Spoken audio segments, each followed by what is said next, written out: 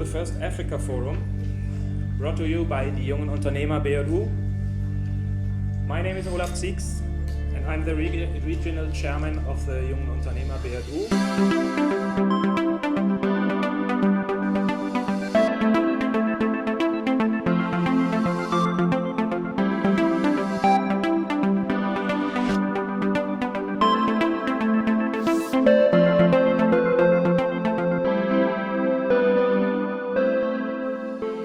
My pleasure to be here with you today and share some facts and views about Sub-Saharan Africa, and hopefully you can then decide whether you belong to the glass half full or half empty group about Sub-Saharan Africa.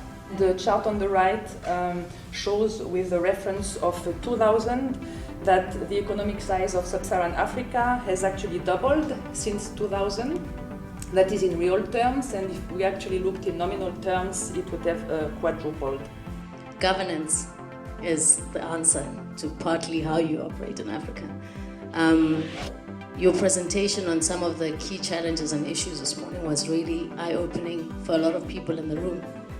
But I think what's also important to note is that Germany is not the only place that doesn't understand Africa. Even South Africans who live in Africa. I spent my last business assisting a lot of companies in South Africa. Africa is pregnant with opportunity. Whether you know it or you don't know it, it exists. I want to believe we gathered together today to begin an engagement platform that would allow us to maximize these opportunities. Today it's not about assessing the risks of investing in Africa, but rather risks of not investing in Africa. Seit 3 Jahren, die wir in Afrika Operation haben, haben wir festgestellt, was für Möglichkeiten da sind und was man noch da schaffen kann. I think most of you will make a lot of money and have great returns on the continent if you bring a solution. A German entrepreneur or a series of German companies wanting to access the continent, what is very important is the right partnership at all levels. So be it from government and be it from the local partners, if you want to, from the local partners and also from the industry. And I think that was true. Those were some of the points that were discussed as well. And examples were given, the kind of organizations the entrepreneurs could contact when approaching. Your local embassy is a fantastic resource. The trade attaché at your local embassy is supposed to play the first key role or contact in assisting you with simple things. By contacting them, you will know what are the relevant industries in that country. I know almost every single ambassador, consular general, or trade attaché of South Africa in almost every single African country. And if you do that right, then you already reduce or mitigate the risk of corruption. So Africa is a continent of 54 countries. One insight that I found really interesting, I only learned about it earlier this year, is that the size of the continent is so much bigger than I actually ever realized. If you look at a map of the world, it's very misleading because all the sizes are completely out of proportion. But Africa is larger than China, the US, Western Europe, India, Argentina, and the British Isles combined. So when you think about that in terms of the scale of the country, and you think about the diversity in terms of different people, different approaches, you start to understand why it's so complex to do business on a continent sometimes. If you want to be successful in Africa, I believe it has to be a long-term commitment, and it has to follow different rules in comparison to how you do business in Germany. We adapt in every situation we find ourselves. Those who, I find myself in the United Kingdom, for example, and in the UK it has its rules, it has its own modus operandi. I must adapt to that atmosphere to be able to succeed over there, if success is what I seek.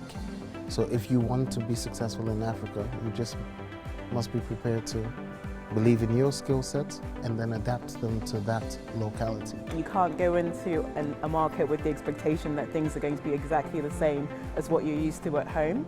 So I think it's very important to be mindful of what the local differences are and try to find some middle ground. And I think that's where having a local partner to help you to understand those differences will really, really help. Obviously, Africa 2.0 is part of what could support you, that you don't repeat the mistakes others have already made. Jeder Mensch orientiert sich an erfolgreiche Leute. Ja. In dem Moment, wo die afrikanische Diaspora oder die kamerunische Diaspora hier erfolgreich sind und aktiv sind in das Geschehen, in der Wirtschaft hier, wenn die Leute diesen Kontakt, diese Interaktion erleben und sehen Leute, die erfolgreich sind, dann glauben sie auch an die Möglichkeiten, wenn sie eingeladen werden zu Veranstaltungen wie hier. What's really important is the Africa Forum and bringing people together, people who have so much experience, because a lot of people on the panel, they were perfect that you chose. They all have their own individual experience in Africa. The next frontier is Africa. The growth that we are seeing today in countries like Tanzania, Mozambique, are not all driven by oil and gas and mining. It's also driven by services, and I think that the African continent is the next is a promised land. We can see on the chart on the left that the investment to GDP ratio is still the lowest in the world, which means there's probably still some room. If we look at the net private capital flows to the region, they reached a record of 54 billion in 2012, which is an increase of over 3%. And it's quite remarkable in a context where most developing countries have experienced a decrease of these private capital flows. The opportunities available on the continent are so immense. If one country doesn't work, walk out. The next one will. It's that simple. What I hear is that China comes and brings the workforce, the technology, the money. And the question would be to all of you, more or less, what is the point of view from the African perspective? China got in when a lot of question was placed on human rights and everything, and more of that higher ground from Europe or other things. And China said, we won't ask questions, we'll focus on business. And that worked. The quality, the challenge now, I'll speak for Cameroon and the other countries that we've been operating in, and also for our industry, quality issues is the window for other countries, Europeans and German companies to snatch. I'll say to snatch because if that is addressed, it's gone. The presence of Brazil, India and China in our countries, I think changed the dynamic completely because it gave the African countries an alternative, which they never had before. So these days it's tenders and they usually go for the cheapest. And also in terms of financing, I have some bankers here.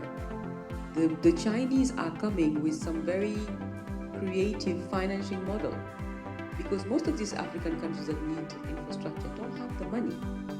So they need some form of a PPP, public-private partnership. They need somebody to pay for it, maybe operate it for 30 years and give it back. Unternehmen in Afrika sind sehr hierarchisch strukturiert. Entscheidungen, auch kleinere Entscheidungen, werden an der Spitze getroffen. Häufig sind auch die leitenden Herren, also der Eigentümer typischerweise, verreist. Das kann gerade in Afrika auch Trennung von Kommunikation bedeuten. Realize the resources that you do actually have here and take advantage of it. Like Axel said with his company, and that the Chinese have already got in there first. I believe now is your opportunity to really seize it, because this is a new age. It's the digital age now. It's different to how it was before. More than 40% of all bottles in Africa are labeled with our glue. So Guinness, South African Brewery, Heineken in Nigeria and so on are our big customers. All of you, I can only motivate to go there, have a deeper look inside of this continent. It's unbelievable, motivating, it's stressy, it's hardworking, but it's worthy and even valuable. Ich denke, in business-orientiertes Denken löst man wirklich die Probleme und schafft